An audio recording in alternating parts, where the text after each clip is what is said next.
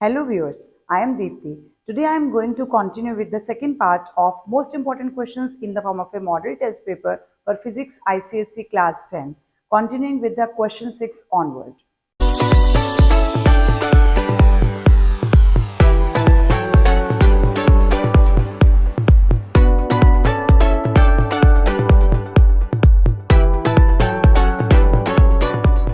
Continue with question number 6, part 1. A light meter scale kept on a wedge at its center. Center means 50 centimeter mark. Has weights of 10 GF and 20 GF suspended at the 30 centimeter mark 10 GF and at 20 centimeter mark 20 GF respectively. Where must a weight of 50 GF be placed so as to balance the meter scale? We don't know where we have to place 50 GF scale. So let 50 GF weight is at x centimeter on the scale. Then x centimeter, now anti-clockwise moment. This weight will go like this, it means anti-clockwise moment, and this also anti-clockwise moment. And the moment of this force is clockwise moment. So we know that anti-clockwise moment, sum total of anti-clockwise moment is equal to clockwise moment. Now this side anti-clockwise moment, for this F into D. F is 10 GF into distances. Distance is 50 minus 30. So 50 minus 30 plus second anti-clockwise moment of 20 GF force, and its distance from the fulcrum is 50 minus 20. 50 minus 20. And on this side clockwise moment, force is 50 GF and distance is x. Now calculation, 50 minus 30 is 20, then 200. 50 minus 20 is 30, then 600. It means 800 is equal to 50x. So x is equal to 800 upon 50. It means 16 centimeter. But 16 centimeter where? 16 centimeter on the right hand side of the fulcrum. So the position of 50 GF weight is at 50 centimeter plus 16 centimeter. It means 66 centimeter on this light meter scale. Now coming to second part. A horse pulls a cart with a force of 300 Newton. So second part, force is given as 300 Newton, such that the system of force and cart move with an initial velocity of 18 km per hour. So velocity is equal to 18 km per hour, but we know that this is not in our SI unit. So 18 into 5 upon 18 to convert it into meter per second. So it cancelled 18 meter per second is the velocity of this. Now first part is calculate the power developed by the horse in watt. Now we know the formula of power in the form of force and velocity. It is force multiplied by velocity. So what is the value of force? It is 300 Newton, and velocity we have just calculated. So it is 1500, and SI unit of power is watt. So answer is 1500 watt. Now second part, what is the power in units of horsepower? When we know that 1 horsepower is equal to 746 watt. So power in horsepower is 1500 upon 746, and its value is 2.01 horsepower. So power in the terms of horsepower is 2.01. Coming to third part, the mechanical advantage of a machine is 5. Mechanical advantage is 5 and its efficiency is 80%. We know that MA is equal to load upon effort. Further, it is given it is used to lift a load of 200 kgf to a height of 20 meter. Calculate the effort required. So we know that from this formula, effort is equal to load upon MA. So effort is equal to, what is the value of load given in the question? It is 200 kgf. So 200, and MA is given as 5. So 40. So effort required is 40. Whatever unit is given of load, we need to use the same unit, kgf, here also. Now in second part, the work done on the machine. Now work done on the machine means work output, and we know the formula of work output is L into DL, load into distance moved by load. So value of load is 200 kgf and value of G is 10. So it becomes 2000 Newton. And then distance covered by load is 20. So overall value is 40,000 Joule. In third part, work done on the machine we need to calculate, and efficiency it is given as 80%.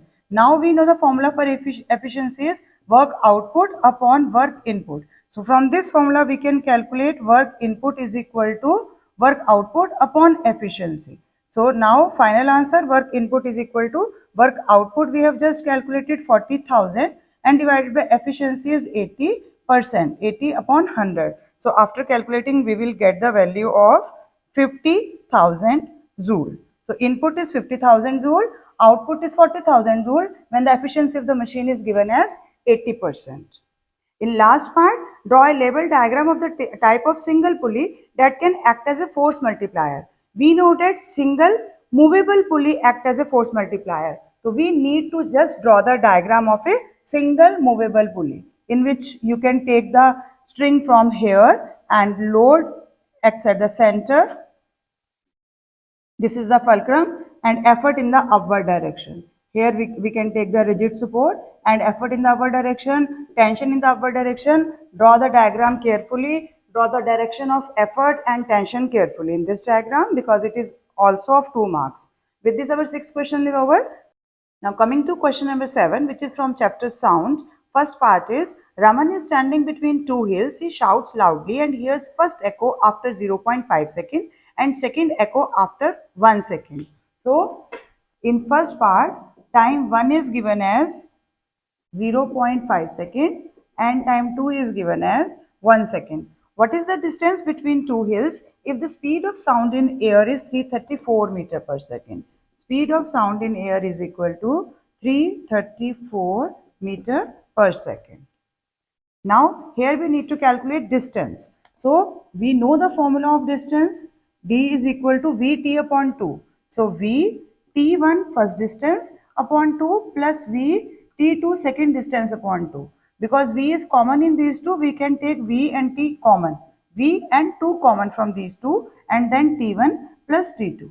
So value of V is 334 upon 2. The value of T1 is 0.5 and T2 is 1. So after cancelling 167 into adding 1.5, answer is 250.5 meter.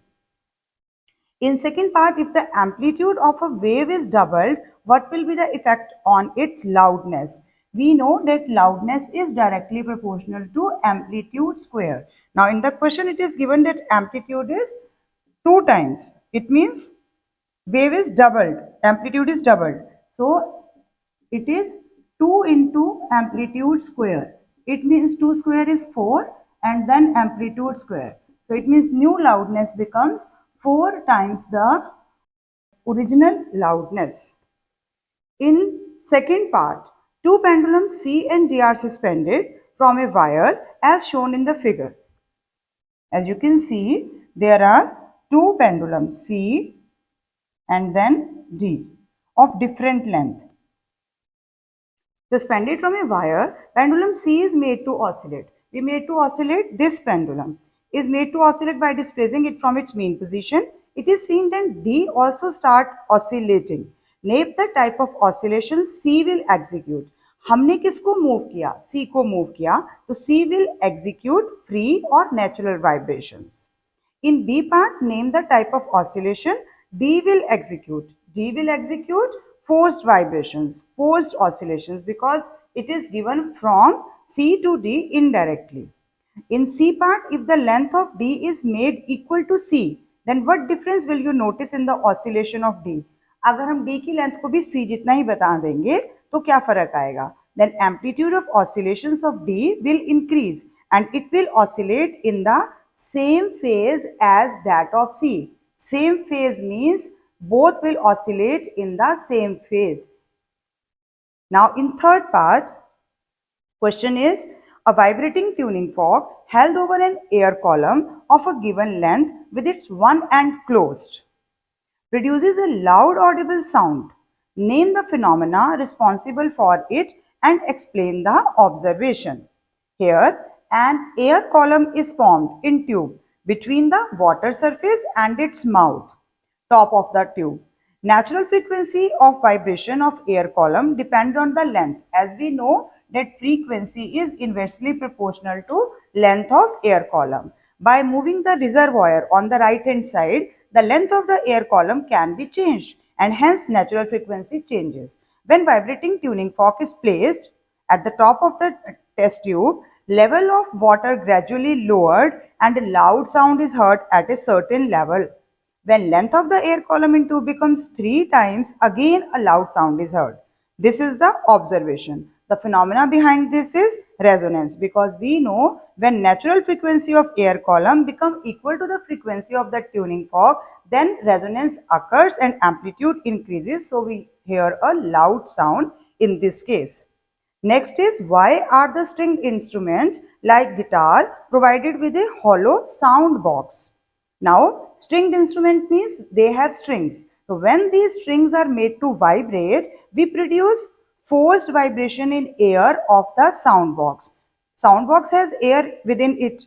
Surface area of air becomes large, so forced vibration of air send forth a greater energy and hence produces a loud sound. Let's start with question number 8. First part is, in what unit does the domestic electric meter measure electric energy consumed? And we all know that commercial unit of electricity is kilowatt hour, because it is the energy spent by a device of power 1 kilowatt in a time duration of 1 hour.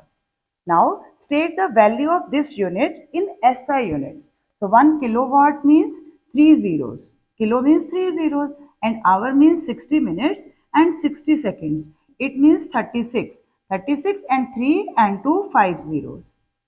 5 zeros. So, 3.6 into 10 raised to power 6. Conventionally in physics, we need to put decimal after one digit. So it means 6 zeros. So 3.6 into 10 raised to power 6 joule, or you may write 3.6 megajoule also. This is the relation of commercial unit of electricity with SI unit of energy. In second part, why should switches always be connected to the live wire? Because the current is brought to the appliance through live wire, or you can also write appliance gets connected to high potential point through live wire and current flows in it. And wire neutral, it will complete the circuit when current goes back. Third is, give one precaution that should be taken while handling switches, and this you all know that switches should not be touched with wet hands. In second part, there is a numerical. For the circuit shown here, calculate the total resistance and the total current drawn from the cell. The values are given in the circuit. We can see that here, this is the first combination of parallel circuits. This is the first combination and this is the second combination of parallel circuit, and in total they are in series. So first parallel combination is 1 upon R1. It means 3 and 6 ohm are in parallel. 1 by 3 plus 1 by 6. It means 6, 3, 2, 1, 3 upon 6. It means 1 upon 2. So value of R1 is 2 ohm. In second parallel combination, resistors of 30 ohm and 10 ohm are in parallel. So LCM is 30. It means 1 plus 3, 4 upon 30, which gives 30 upon 4 as R2, and value comes out to be 7.5 ohm.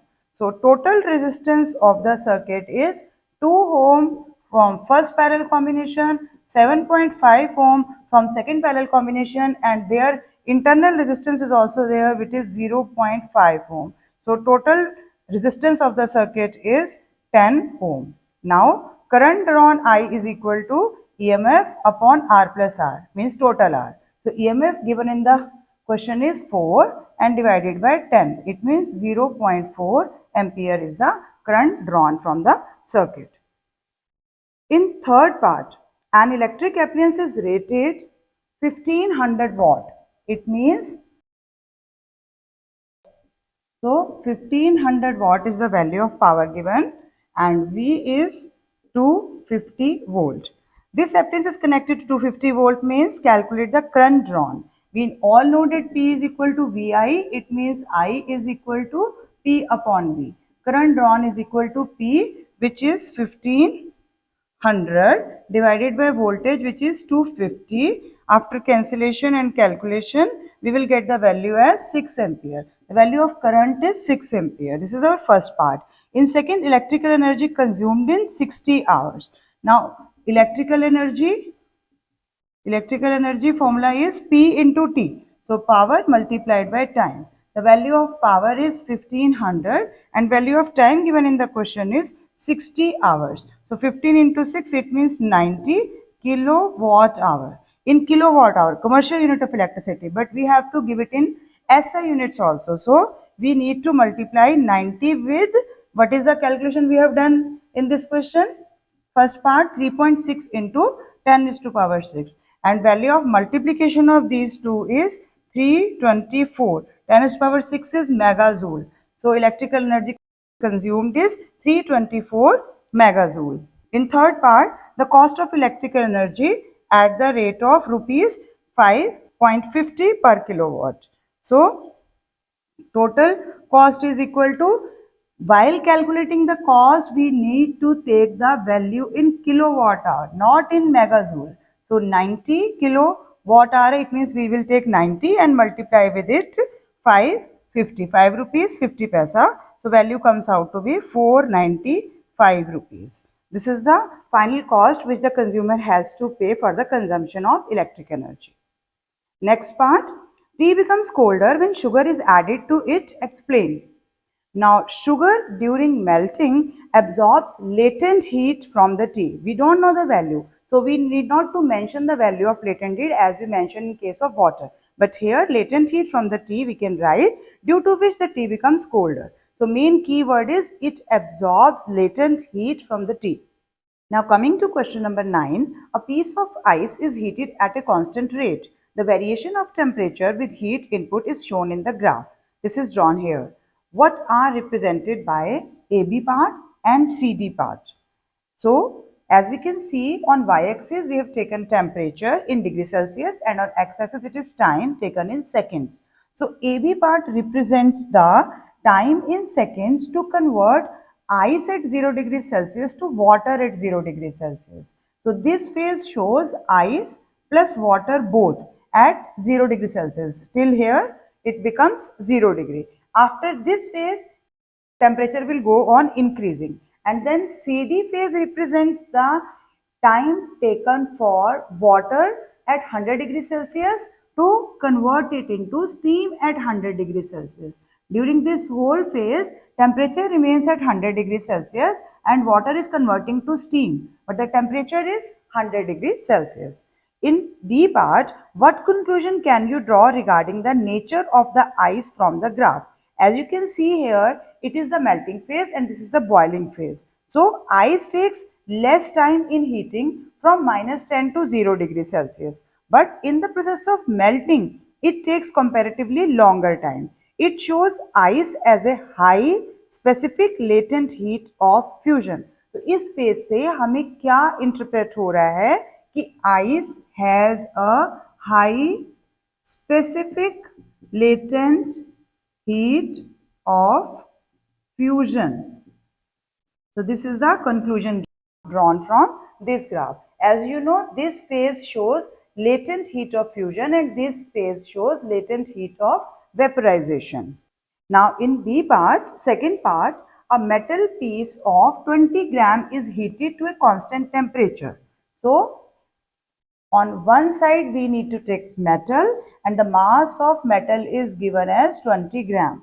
Is heated to a constant temperature of 100 degrees Celsius and temperature of this metal is 100 degrees Celsius. Then it is dropped in a calorimeter of mass 50 gram. So next is calorimeter and mass of calorimeter is given as 50 gram and specific heat capacity is C of calorimeter is 0.42 joule per gram per degree Celsius, containing 50 gram of water at 20 degrees Celsius.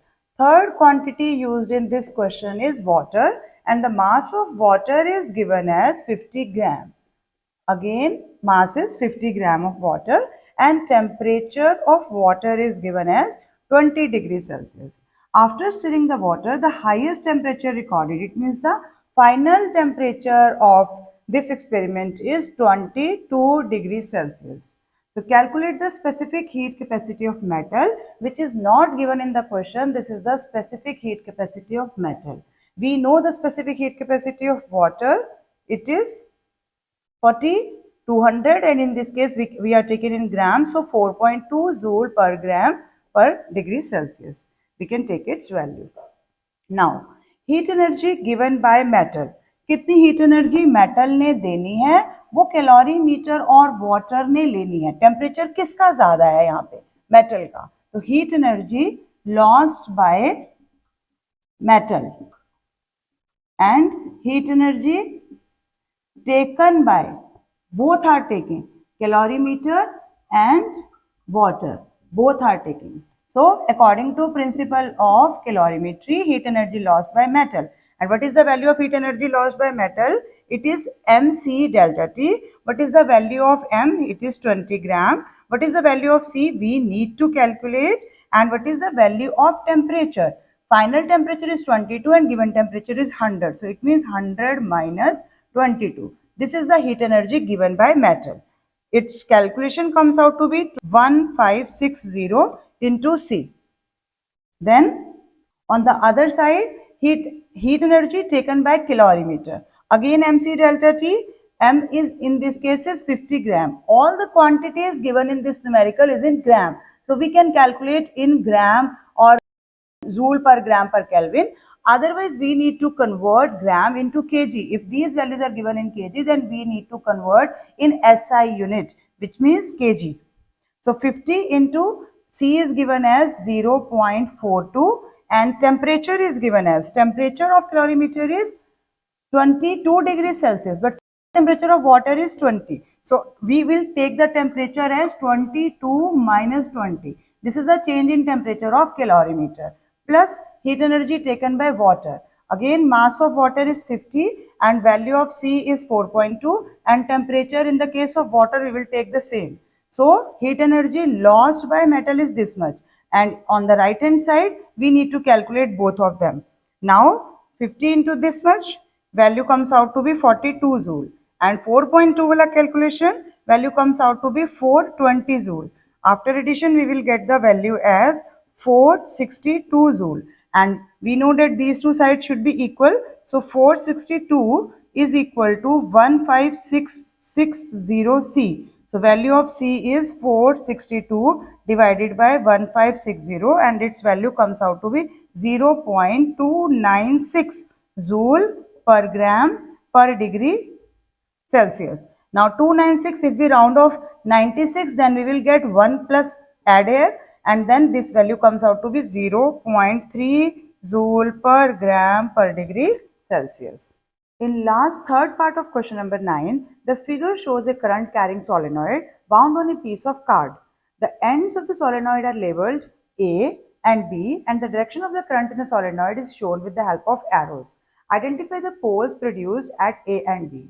We know about clock rule. If the current at the face of the loop, for example in this case A, you can see if it is anti-clockwise, then this pole will behave like a north pole, because we know that north it is anti-clockwise, and if the polarity of current at this face of the pole is clockwise, then it will behave like a south pole. So in our case this and A will behave like a north pole and B will behave like a south pole. Second part, what will be the polarities at A and B if the direction of the current is reversed in the circuit, and we clearly know that the polarities will get reversed. Now A pole will behave like a south pole and B will behave like a north pole. In B part, the diagram given below shows a radioactive substance S in a thick lead-walled container having a narrow opening. The radiations pass through an electric field between the plates A and B, show the path of alpha, beta and gamma radiations. So we know that this is a negative plate, so alpha radiations will deflect on this side. Alpha radiations will go on this side because they are positively charged, so they will come toward the negative plate, and beta radiation will go towards the positive plate because they are negative in nature. So beta radiation will bend towards the positive plate, and gamma will go undeviated because they have no charge on them. Now, which radiation is deflected the most and why? So, we know that beta particles deflected the most. And why? Because alpha particle is more massive than beta particle, or you can say beta particle is lighter than alpha particle. That's why the deflection is more in case of beta particle than alpha particle. With this, I conclude the video of this model test paper. I have given the question paper in the description box. I request you to download the question paper and then solve your questions separately with a timer, and then self-assessment. Do marks to yourself and then judge at what level you are at present in the preparation for physics paper. Thanks for watching till the end. Keep watching, sharing and subscribe to my channel, and don't forget to share your marks with me. Best of luck.